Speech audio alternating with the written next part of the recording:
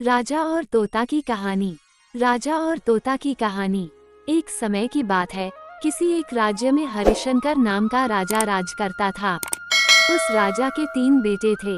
उसकी ख्वाहिश थी कि वह उसका सबसे काबिल बेटा उसकी राजगद्दी संभाले, लेकिन वह इस बात लेकर संशय में था कि तीनों में से किसे वह अपना राजपाट सौंपे। एक दिन राजा को एक तरकीब सूझी। उसने उसी समय अपने तीनों बेटों को बुलाया और कहा, बेटे, आज मैं तुम सब से एक सवाल पूछता हूँ। अगर तुम लोगों के सामने एक गुनहगार खड़ा हो तो तुम उसके साथ क्या करोगे? इस पर राजा के पहले बेटे ने कहा, उस अपराधी को सजाए मौत दी जानी चाहिए। उद्धरण चिन्ह। वहीं दूसरे बेटे ने कहा, गुनहगार को कालकोठरी में बांध देना चाहिए। उद्धरण चिन्ह। जबकि तीसरे बेटे ने कहा, पिताजी, हमें उसे सजा देने से पहले इस बात की जांच करनी चाहिए कि उसने सही में अपराध किया है या नहीं। इस पर राजा के तीसरे बेटे ने सभी को एक कहानी सुनाई। एक राजा था जिसके पास एक बुद्धिमान तोता था। एक बार उस तोता ने महाराज से कहा, मुझे अपने माता और पिताजी के पास जाना है। राजा ने उसकी बात नहीं मानी, लेकिन तोता ने हार नहीं मानी। वो लगातार महाराज से जिद करने लगा कि मुझे माता पिता के पास जाने दें। अंत में राजा ने तोता की बात मान ली और कहा, ठीक है, तुम अपने माता पिता से मिलकर आओ, लेकिन वहाँ ज्यादा दिन नहीं रुकना। राजा ने तोता को केवल 5 दिन की अनुमति दी और कहा, तुम 5 दिन में अपने परिवार वालों से मिलकर लौट आना। इसके बाद तोता 5 दिन के लिए अपने माता पिता के पास चला गया।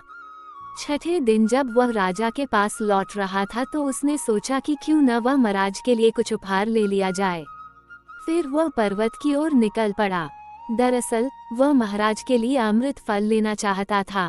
वहां पहुंचते पहुंचते रात हो गई। तोता ने पर्वत पर पहुंचकर फल तो ले लिया, लेकिन रात हो जाने के कारण वह आगे नहीं बढ़ा और वहीं रुक गया। उस रात जब तोता सो रहा था तभी एक सांप वहां आया और उसने राजा के लिए गए अमृत फल को खाने लगा। सांप ने फल को खाया, इस कारण उस फल में जहर फैल गया था। हालांकि तोते को इस बात की भनक तक नहीं थी। अगली सुबह जब वह जगा तो फल लेकर महल की ओर चल पड़ा।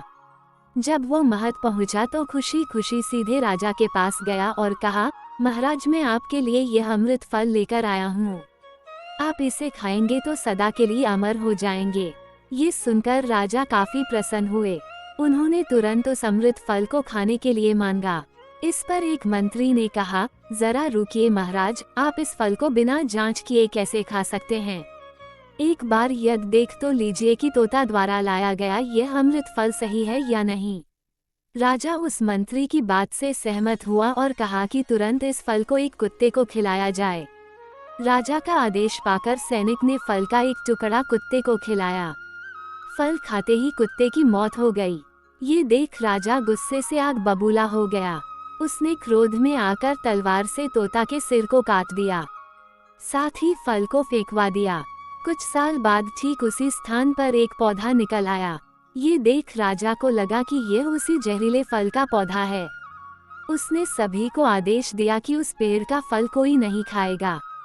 कुछ दिन बाद एक वृद्ध व्यक्ति उस पेड़ के नीचे आराम करने के लिए रुका। उसे भूख भी काफी जोर से लगी थी। उसने उसी पेड़ से फल तोड़ा और खाने लगा।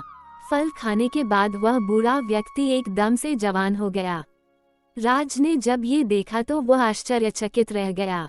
उसे समझ आ गया कि वह फल जहरीला नहीं था। उससे बहुत बड़ी गलती हो गई।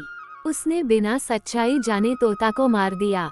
इसे लेकर उसे काफी पछतावा भी हुआ। इसके लिए वह मन ही मन खुद को कोसने लगा। इधर तीसरे राजकुमार की कहानी खत्म होने के बाद राजा हरिशंकर ने उसे ही अपना उत्तराधिकारी नियुक्त किया। इसके बाद राज्य में जश्न मनाया गया। कहानी से सीख। इस कहानी से हमें ये सीख मिलती है कि हमें कभी भी बिना जांच किए किसी को सजा नहीं देनी चाहिए। मेरे प्यारे दोस्तों, मैं इस चैनल पर इसी तरह की नई नई वीडियो लेकर आता रहता हूँ।